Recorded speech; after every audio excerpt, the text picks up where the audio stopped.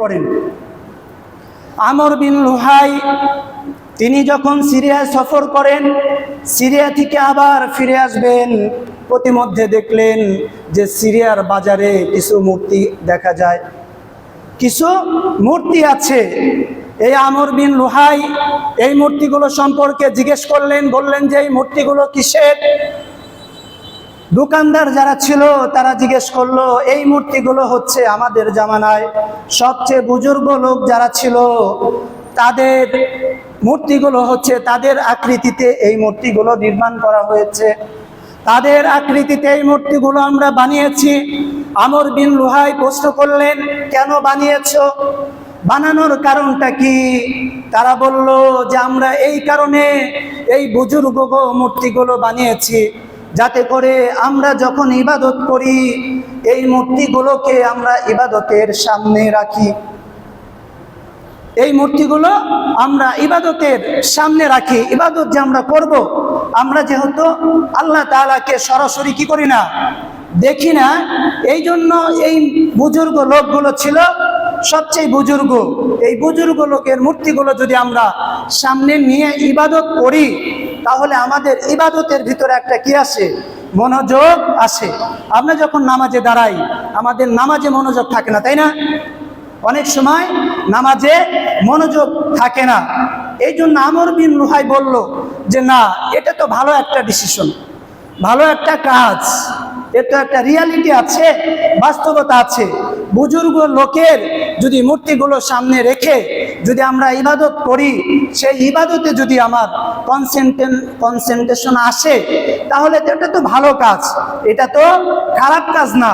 এই জন্য আমর বিন লুহাই তখন তাদের মাঝ থেকে একটা মূর্তি নিয়ে আসলেন, যেই মূর্তির নাম ছিল হুবল। সেই মূর্তিটার নাম কি? হুবল নামক একটা মূর্তি নিয়ে আসলেন।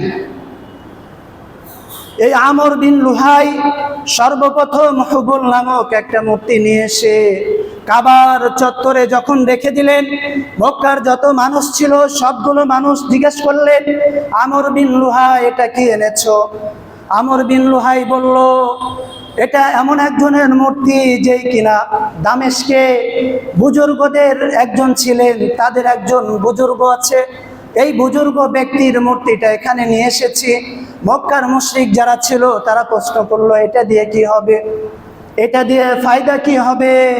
আমর বিন লুহাই বলল, এটা যদি কাবার সামনে রাখি, এ যেহেতু বুজুর্গ লোক, তাহলে আমরা ইবাদত করব আল্লাহকে, যেহেতু আমরা সরাসরি দেখি না, এই জন্য যদি আমরা তাকে সামনে রেখে ইবাদত করি তাহলে আমাদের ইবাদতে মনোযোগ থাকবে, আল্লাহর প্রতি আমাদের ভয় আসবে।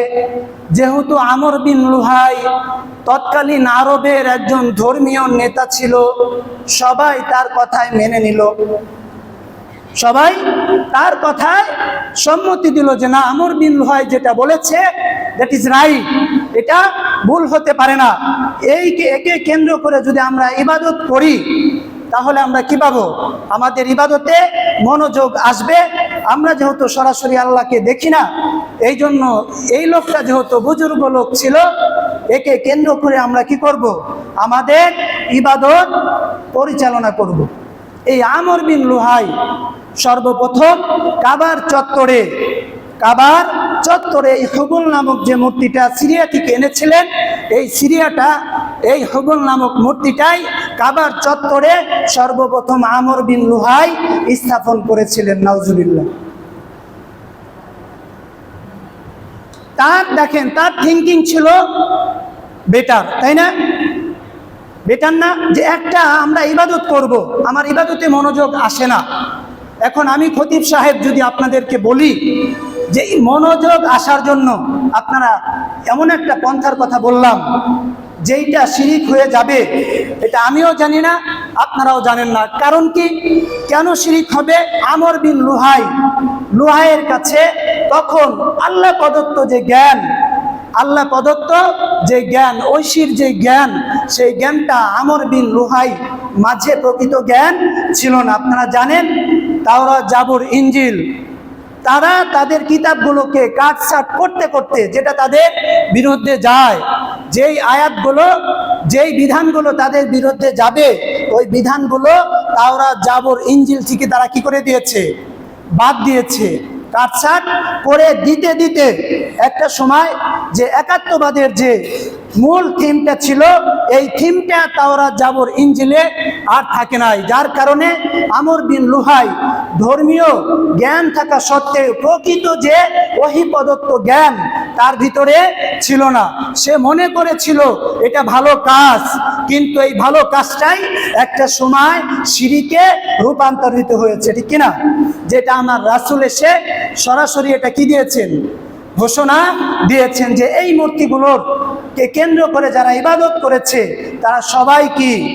মুশরিক। শুধু তাই নয়, এই যে হুবল নামক মূর্তিটা স্থাপনের পরে কয়েক প্রজন্ম পরে তখন তারা পরবর্তী প্রজন্ম মনে করলো এই হুবল মূর্তি বুঝে আমাদের খোদা, নাউজুবিল্লাহ।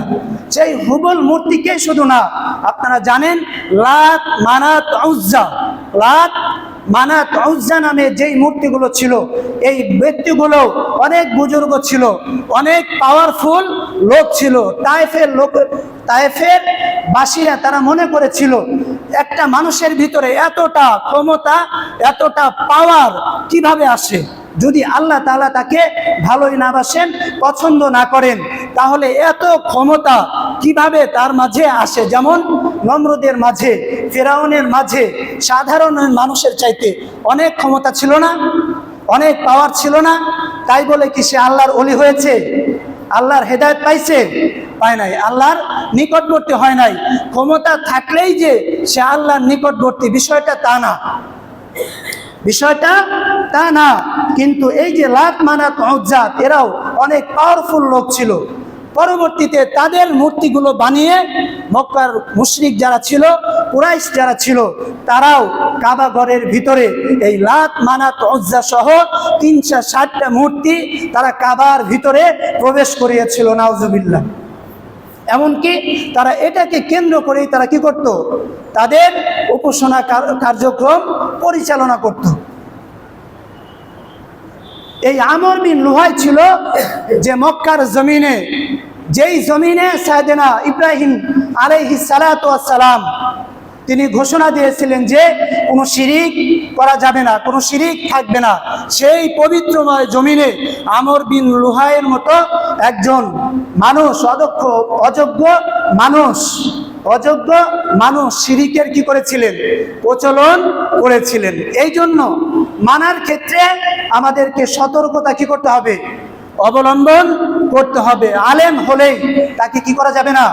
অনুসরণ করা যাবে না, অনুকরণ করা যাবে না। দেখতে হবে তার মাঝে কোরআনের জ্ঞান আছে নাকি নাই, তার মাঝে কোরআনের হাদিসের জ্ঞান আছে নাকি নাই। যদি জ্ঞান থাকে তাহলে সে পথভ্রষ্ট হওয়ার ব্যাপারে, মানে পথভ্রষ্ট সে হলেও খুব কম হবে।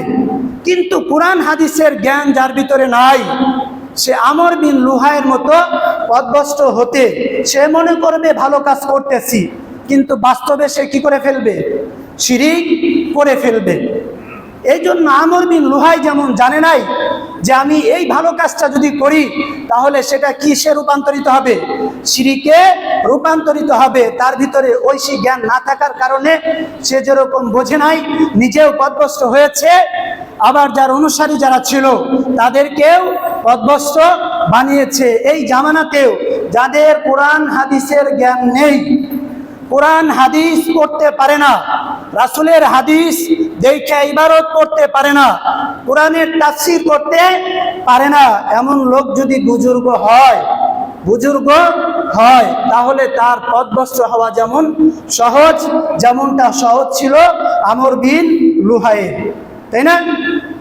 এই জন্য এই আমর বিন লুহাই আল্লাহ রাসূল সাল্লাল্লাহু আলাইহি ওয়াসাল্লাম যখন মিরাজে যান আল্লাহ রাসূল সাল্লাল্লাহু আলাইহি ওয়াসাল্লাম এই আমর বিন লুহাইকে দেখতেছেন যে তার হাত দিয়ে, তার নখগুলো দিয়ে নিজের পেট থেকে ভুঁড়িগুলো টেনে বের করে সে এই ভুঁড়িগুলো ভক্ষণ করছে। কি করার কারণে? শিরিক করার কারণে। আপনি ভাবতেছেন যে না, আমাদের এখানে তো মূর্তি নাই। বি কেয়ারফুল, কোন দিক দিয়ে কিভাবে শিরিক হয়ে যাচ্ছে, আমরা আমাদের অজান্তে শিরিক হয়ে যাচ্ছে, আমরা নিজেরাও জানি না, নিজেরাও জানি না। আল্লাহর রাসূল কিন্তু শিরিকের ব্যাপারে জিরো টলারেন্স কি করেছিলেন? ঘোষণা করেছিলেন। আল্লাহ তাআলাও কি করে দিয়েছেন? ইন্না শিরকা লা যুলমুন আযীম, যে শিরিক করা যাবে না। শিরিক থেকে আমাদের কি থাকতে হবে? বেঁচে থাকতে হবে। আপনি সব গুনাহ করছেন, ছোট বড় অনেক গুনাহ আছে, কিন্তু আপনার লাইফে, আপনার জীবনে শিরিক নাই। আপনি সহজে আপনি কাল কিয়ামতের ময়দানে কি পাবেন? মুক্তি পাবেন। কিন্তু আপনার লাইফে কোনো না কোনোভাবে আপনি সাপোর্ট করার কারণে যদি শিরিক হয়ে যায়, তাহলে আমি আপনি কিন্তু কাল কিয়ামতে কি পাবো না? মাপ পাবো না। যে শাস্তি শিরিকের প্রচলন করেছিল, যার কারণে একটু থিঙ্কিং করেন, নিজের চর্বিগুলো মানে নিজের নারী ভুরুগুলো বের করে সেগুলো আবার কি করছে? বক্ষণ করছে। এই জন্য আমাদের শিরিকের ব্যাপারে খুব সতর্ক থাকতে হবে। আল্লাহ রাসূল এমন একটা জামানায় জন্মগ্রহণ করেছিলেন, যেই জামানাটা ছিল শিরিকের আস্তানা। শিরিকটাকে আল্লাহ রাসূল কি করে দিয়েছেন? একদম ধুয়ে মুছে পরিষ্কার করে দিয়েছেন। যতগুলো মূর্তি ছিল সবগুলো মূর্তি মানে মক্কা বিজয়ের সময় একটা বলেছেন, যা আল হাক্কু ওয়া যাহাকাল বাতিল ইন্নাল বাতিলা কানা যাহুকা। এই আয়াত পড়ে আল্লাহ রাসূল এক একটা মূর্তির দিকে কি করেছেন? ইশারা করেছেন, আর এক একটা ইশারায় মূর্তিগুলো ভেঙে চুরে ছারখার হয়ে গেছে। যত বাতিল ছিল, আল্লাহ রাসূল সাল্লাল্লাহু আলাইহি ওয়াসাল্লাম শুধু শিরিক না, যত অনাচার ছিল, যত অত্যাচার ছিল, সবগুলো অত্যাচার রাসূল সাল্লাল্লাহু আলাইহি ওয়াসাল্লামের জন্মকে কেন্দ্র করে সব অত্যাচার ভেঙে চুরে খান হয়ে গিয়েছিল। আল্লাহ রাসূল সাল্লাল্লাহু আলাইহি ওয়াসাল্লামের যখন জন্ম হয়, আব্দুর রহমান ইবনে আউফের মা ছিলেন। আব্দুর রহমান ইবনে আউফের মা ছিলেন একজন ধাত্রী ছিলেন। তিনি বলেন যে আমি অসংখ্য ছেলে আমার হাত দিয়ে এই পৃথিবীতে আগমন করেছে, অসংখ্য ছেলে এই দুনিয়াতে কি করেছে? আগমন করেছে। আব্দুর রহমান ইবনে আউফের মা বলেন, আমি মুহাম্মাদুর রাসূলুল্লাহ সাল্লাল্লাহু আলাইহি ওয়াসাল্লাম একমাত্র বাচ্চা, যেই বাচ্চাকে জন্ম হওয়ার পরে না তার গায়ে কোনো কি দেখেছি? কোনো ময়লা দেখেছি, না তার নাভি কাটতে হয়েছে, না তার খতনা করতে হয়েছে। শুধু তাই নয়, এই বাচ্চাকে যখন আমি কোলে নেই, এই বাচ্চা থেকে এমন একটা আলো বের হয়েছে, এই আলোতে রাসূল সাল্লাল্লাহু আলাইহি ওয়াসাল্লাম যেই ঘরে জন্মগ্রহণ করেছিলেন, ঘরটা পুরা আলোকিত হয়ে গিয়েছে। সুবহানাল্লাহ। শুধু তাই নয়, তিনি থয় খেয়ে গেলেন। তিনি বাহিরে দেখলেন যে বাহিরের আলো কি আমার ঘরে পড়েছে? তিনি দেখলেন না, যত সূর্য নক্ষত্রগুলো আছে সবগুলো নক্ষত্রগুলো রাসূল সাল্লাল্লাহু আলাইহি ওয়াসাল্লামের নক্ষত্রের যে আলো আছে, রাসূল সাল্লাল্লাহু আলাইহি ওয়াসাল্লামের দিকে ফেস করে, রাসূল সাল্লাল্লাহু আলাইহি ওয়াসাল্লামকে কেন্দ্র করে নক্ষত্রগুলো আলো দিচ্ছে রাসূলের দিকে। সুবহানাল্লাহ।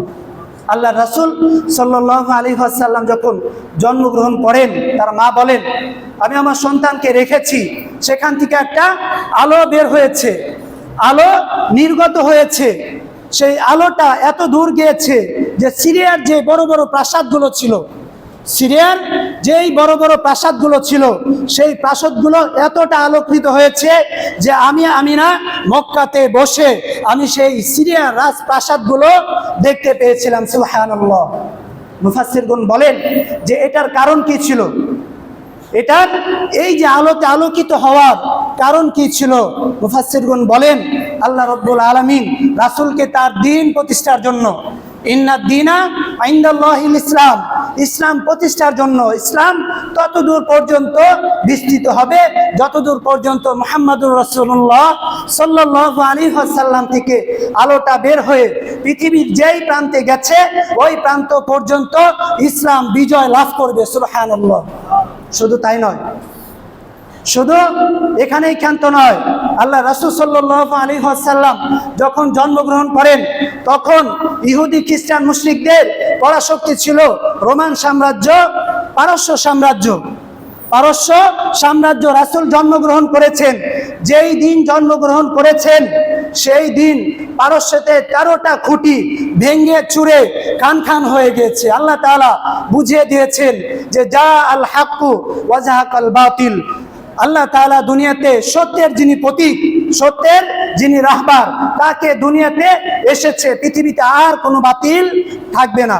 যত পারস্য সাম্রাজ্যগুলো ছিল সবগুলো ভেঙে খান খান হয়ে গিয়েছিল। সুবহানাল্লাহ। শুধু তাই নয়, একটা অগ্নি ছিল 1000 বছর ধরে পারস্যে তারা এটাকে পূজা করত। তারা অগ্নিকে পূজা করত। এই পূজাকে কেন্দ্র করে 1000 বছর ধরে জ্বলন্ত একটা অগ্নিকুণ্ড ছিল। রাসূল সাল্লাল্লাহু আলাইহি ওয়াসাল্লাম যেই দিন জন্মগ্রহণ করেছেন সেই দিন ওই অগ্নিটা নিভে গিয়েছিল। এর দ্বারা প্রমাণিত হয় যে আল্লাহ তাআলা তার দিনকে, পৃথিবীতে যত ধর্ম আছে সব ধর্ম ভেঙে চুরে খান খান করে দিয়ে আল্লাহ তাআলা তার মনোনীত যে ধর্ম আছে সেই ধর্মটাই প্রতিষ্ঠিত করবেন, যেই ধর্মের নাম হচ্ছে ইসলাম। ঠিক কিনা? আল্লাহ তাআলা এটা প্রমাণ করে দিয়েছেন। এই জন্য আমাদের ধর্মের নাম কি? ইসলাম। আল্লাহ রাসূল সাল্লাল্লাহু আলাইহি ওয়াসাল্লামের জন্মের যে অলৌকিক, এছাড়া আরো অনেক ঘটনা আছে, অনেকগুলো ঘটনা আছে যেগুলো বলতে গেলে অনেক সময় সাপেক্ষ ব্যাপার। শুধু এতটুকু বোঝেন যে আল্লাহ রাসূল সাল্লাল্লাহু আলাইহি ওয়াসাল্লাম আসার কারণে দুনিয়াতে কোনো ফিতনা ছিল না, কোনো ফাসাদ ছিল না, কোনো চুরি ডাকাতি রাহাজানি ছিল না। সেই রাসূল আমাদেরকে একটা দিন দিয়ে গেছেন। এই মাস রাসূলকে, রাসূলের জীবনী থেকে, এই মাসেই রাসূলের জীবনী থেকে আমাদের কি করতে হবে? শিক্ষা গ্রহণ করতে হবে। সেই শিক্ষা আমাদের জীবনে বাস্তবায়ন করতে হবে। যদি করি তাহলে রাসূলকে অনুসরণ অনুকরণ করি তাহলে আমরা দুনিয়াতেও সফলতা পাবো, আখিরাতেও সফলতা পাবো। আল্লাহ তাআলা যেন আমাদেরকে রাসূল সাল্লাল্লাহু আলাইহি ওয়াসাল্লামের আদর্শ পুঙ্খানুপুঙ্খানুরূপে অনুসরণ করে চলতে পারি। আল্লাহ তাআলা যেন আমাদেরকে সেই তৌফিক দান করেন। আমিন। ওয়া আখির দাওয়ানা আনিল হামদুলিল্লাহি রাব্বিল আলামিন। আমরা যারা কাবলাল জুমা 4 রাকাত নামাজ আদায় করিনি, আদায় করনি ইনশাআল্লাহ।